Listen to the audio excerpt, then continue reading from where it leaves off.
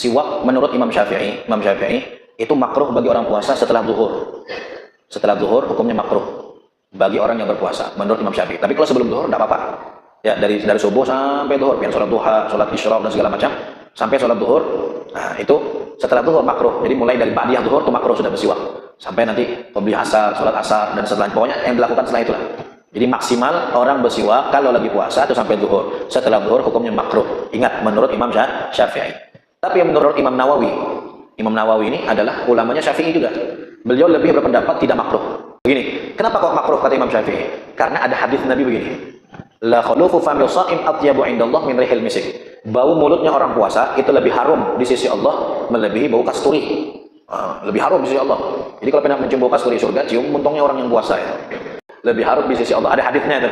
Nah, menurut Imam Syafi'i, kalau kita bersiwak itu menghilangkan bau itu. Maka makruh hukumnya menghilangkan bau yang disenangi Allah. Kan ya? Menghilangkan bau yang disenangi oleh Allah.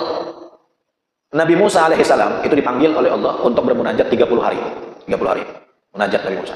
Itu sambil puasa. Sambil puasa. Di hari ke-30 waktu terakhir penutupan bermunajat, dia berdialog dengan Allah Subhanahu wa taala. Inisiatiflah Nabi Musa ini untuk membersihi mulutnya. Bersih. Karena pikiran Nabi Musa beradab dengan Allah, misalnya dibuat harum-harumlah mulut ini. Ternyata ketika berhadapan dengan Allah, wahai Musa, kenapa kamu hilangkan baunya? Kan puasa 30 hari tadi ya. Dihilangkan. Ya Allah, supaya enggak bisa. Saya senang itu orang puasa itu, ujar Tuhan. Jadi bagaimana? Kamu lagi puasa lagi 10 hari.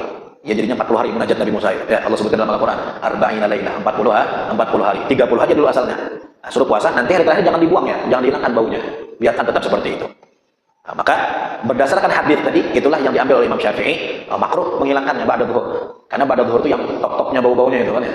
Bangun guring apa segala macam itu top-topnya itu. Jadi jangan dihilangkan menurut Imam Syafi'i. Nah, menurut Imam Nawawi, hadis yang menyatakan tentang itu kalah kuat dengan hadis kesunahan siwak. Hadis siwak itu kan ya, laulan asyqa ala ummati la amartum bisiwak qabla dubura kulli shalah. Seandainya saya tidak ingin memberatkan umatku, saya wajibkan mereka bersiwak sebelum salat, ujar Nabi. Menurut Imam Nawawi, derajatnya hadis lebih kuat dari hadis yang puasa tadi itu. Maka dia dikalahkan. Itu sebabnya Imam Nawawi mengatakan tetap sunnah, tidak apa-apa. Walaupun habis zuhur. Nah, jadi bagaimana supaya kada berkelahi Imam Syafi'i dan Imam Nawawi ini istilahnya? Ulama kita ambil jalan tengah. Bagaimana? Kalau sebelum zuhur silahkan bersiwak, mau kapan aja silahkan. Tapi kalau setelah zuhur mereka tidak bersiwak kecuali untuk sholat wajib, yaitu asar. Jadi ba'diyah zuhur, mau baca Quran atau sholat tahiyatul masjid dan segala macam, yang sunnah-sunnah tidak bersiwak setelah zuhur, tapi yang wajib bersiwak. Jadi dua-duanya pendapat diambil. Karena Imam Syafi'i diambil untuk tidak bersiwak, Imam Nawawi juga diambil untuk tetap bersiwak. Jadi bersiwaknya di sholat asar saja, sholat wajib saja. Adapun sholat sunnah dan bacaan Quran dan yang lain jangan bersiwak setelah zuhur. Itu kesimpulannya. Nah, mudah-mudahan